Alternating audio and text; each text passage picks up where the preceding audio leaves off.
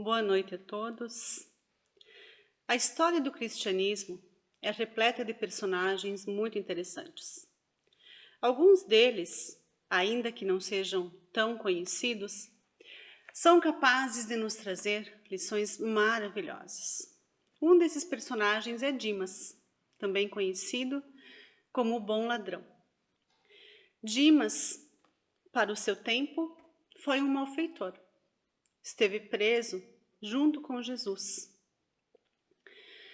E na subida até o Gólgota, onde aconteceria a crucificação, ele se sentia profundamente incomodado. Incomodado porque entendia que ele havia cometido crimes. Portanto, embora dura, a sua condenação havia sido justa. Porém, não conseguia aceitar que Jesus, não tendo feito mal a ninguém, recebesse tal tratamento. Lhe doía o coração perceber a injustiça que estava sendo cometida com Jesus. Ele acompanhou silenciosamente todo o trajeto. Tentou proteger o mestre de muitos xingamentos e humilhações que lhe aconteceram no caminho. Diante da cruz, sentiu muito medo. Arrependeu-se muito por todos os seus erros. Quando percebeu que Jesus já estava terminando ali a sua jornada, ele então olha para o mestre e diz a ele: Senhor, lembre-se de mim quando estiver em seu reino. E Jesus responde a ele: ainda hoje estaremos juntos no paraíso. A história de Dimas nos traz lições preciosas e uma delas é a confiança. Quando ele diz a Jesus: lembre-se de mim, ele não está pedindo ao mestre nada de especial. Ele não pede que Jesus o perdoe, não pede que Jesus resolva os seus problemas, não pede que Jesus o liberte e nem que interceda por ele junto a Deus. Ele apenas pede que Jesus lembre-se dele. Essa é uma amostra da confiança que ele já sentia e da confiança que talvez nós ainda tenhamos que aprender. Confiar no Pai. Entregar ao Pai os nossos problemas. Fazer sim a nossa parte, que é a parte mais simples, que é a parte mais fácil. Mas confiar que Deus sempre sabe o que é melhor para nós. Confiar que Ele tem a solução que nós buscamos. Confiar que Ele sim fará o melhor. Desse modo, vivendo com confiança, nossa vida se torna melhor, porque sabemos que por mais pesado que seja o nosso fardo, nós não o estamos carregando sozinhos, porque em todos os nossos momentos, Deus é conosco. Ele é um Pai amoroso, justo e bom, que nos aceita exatamente como nós somos, que não nos julga, que não nos condena, mas nos perdoa sempre e nos dá tantas oportunidades quanto forem necessárias. Com a confiança que Dimas depositou em Jesus, certamente a nossa vida será mais tranquila e, sem dúvida, mais fácil de viver, seja em tempos fáceis ou em tempos mais difíceis. Algo também muito interessante na história de Dimas é a sua conversão, é a forma como a conversão dele ocorreu. Dimas não conhecia Jesus. Ele não havia convivido com Jesus. Diferente de tantos que acompanharam a sua trajetória, que viveram com ele, que estiveram com ele por muito tempo e o abandonaram nos seus piores momentos, Dimas não o conhecia. Ele não presenciou seus milagres, não presenciou as curas, não acompanhou Jesus pela sua passagem amorosa pela terra, não esteve com ele quando Jesus abraçou, acolheu, tocou e curou tantas pessoas. E mesmo assim, ele permitiu que o amor de Jesus tocasse o seu coração. Desta forma se deu a sua conversão. Mas o seu coração só pôde ser tocado porque havia ali um grande arrependimento. Quando ele estava diante da crucificação e quando estava diante da morte certa, ele sentiu um medo terrível e a sua mente o levou de volta aos equívocos que ele havia cometido. E ele pensou, se eu pudesse voltar atrás, não faria nada disso. Se eu pudesse ter outra chance, seria o mais comportado dos homens. Ele se arrependeu naquele momento de todo o mal que ele havia feito, das pessoas a quem ele prejudicou, de tudo de errado que ele fez. E esse arrependimento permitiu que ele se convertesse ao amor do Mestre. Mas aí a gente se pergunta assim, bem, Jesus prometeu a ele o paraíso. Disse a ele que se encontrariam no paraíso. E nós sabemos, a doutrina nos ensina que o paraíso ou o reino de Deus pertencem a espíritos mais evoluídos, aos espíritos mais puros. Como simples palavras assim poderiam dar àquele pecador o paraíso? Será que basta o arrependimento? Na verdade, o arrependimento de Dimas foi o primeiro passo, mas quando ele se arrependeu, ele se abriu para uma nova possibilidade. A doutrina também nos ensina algo muito importante sobre isso. O arrependimento, sim, é o primeiro passo, mas arrepender-se não nos exime da reparação. Os erros que nós cometemos terão que ser reparados em algum momento, nesta vida, de preferência, em vidas que virão, mas aquilo que nós fizermos de errado, nós teremos que corrigir. Assim como nós seremos compensados pelo bem que praticamos. Isso nos auxiliará a evoluir.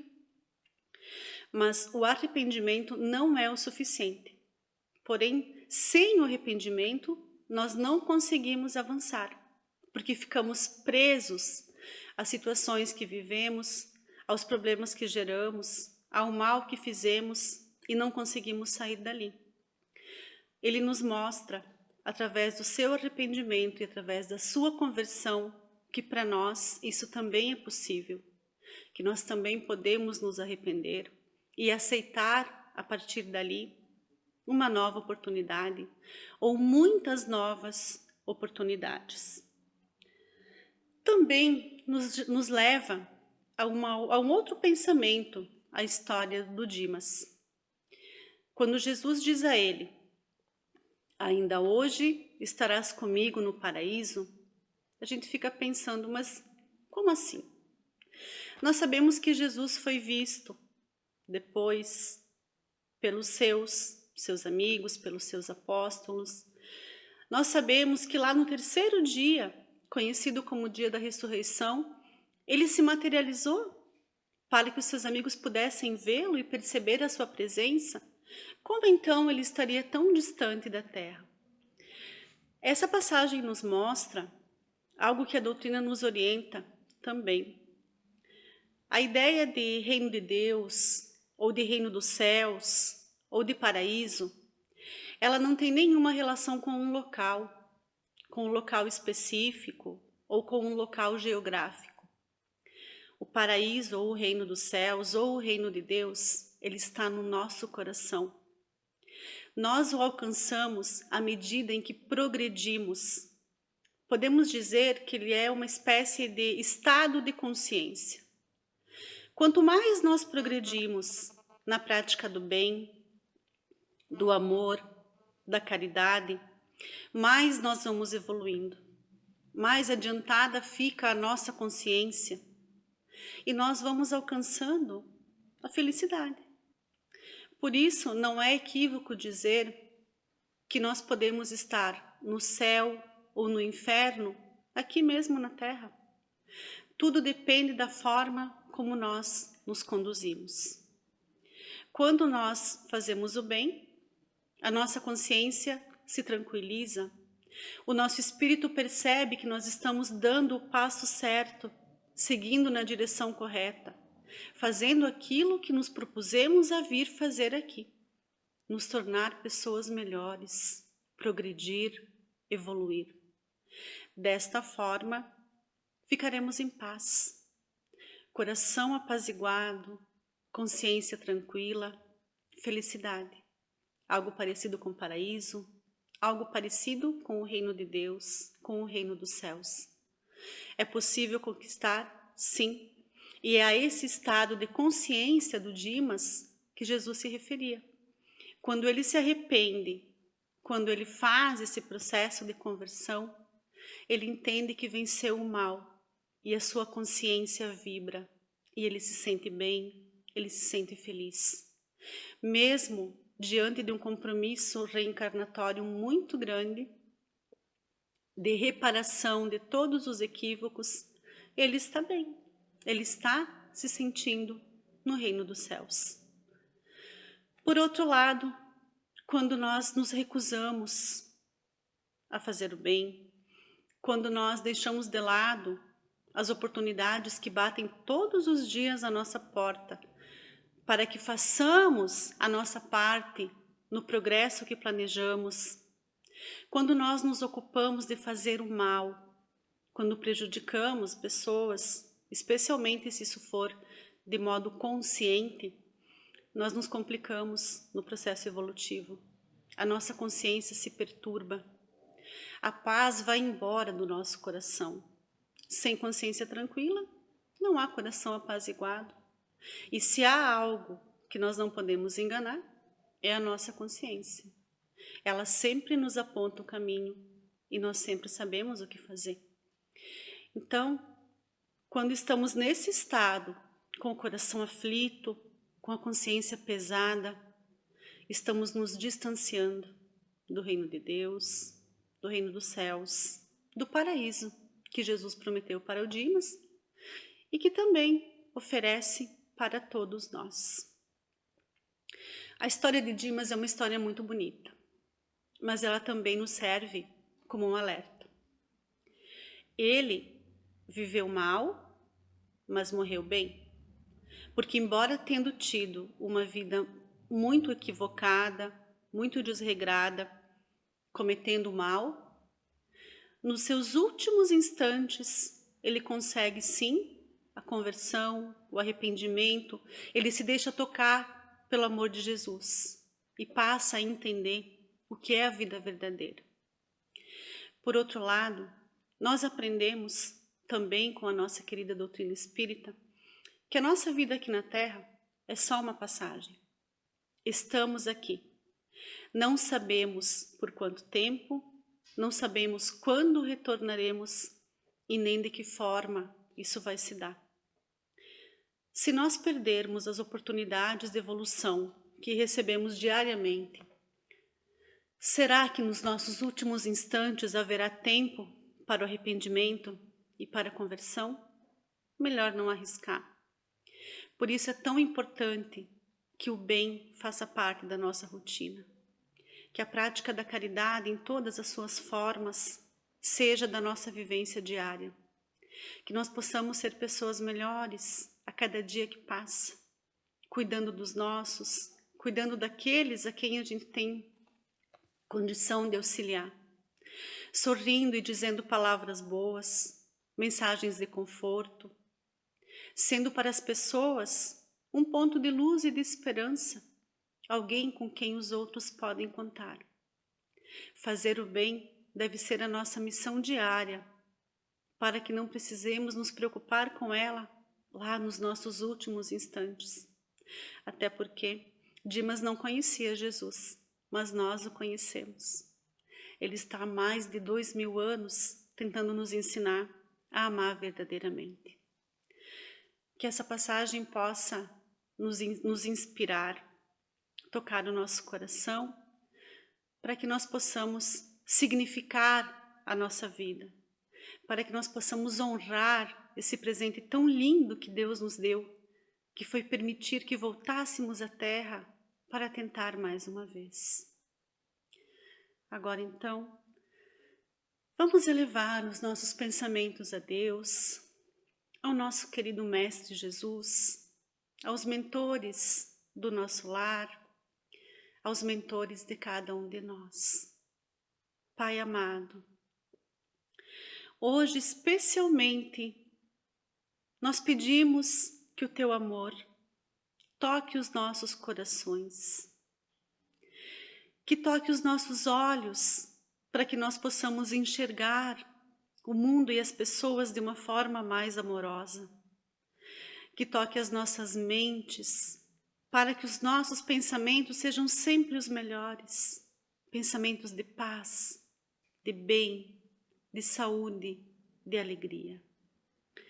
Que o Teu amor toque as nossas mãos, para que nós possamos ser Teus instrumentos e trabalhar em prol daqueles que necessitam. Pai amado, que o Teu amor se espalhe sobre toda a terra, sobre todo o universo, que alcance de forma amorosa e acolhedora cada irmão que necessita de Ti, encarnados e desencarnados, que nos 2 planos da vida possam ser alcançados pela Tua graça. Que o Teu amor nunca nos falte, que a nossa fé se renove, que tenhamos coragem para enfrentar todos os nossos desafios e que sejamos fonte de esperança em dias melhores. Que assim seja.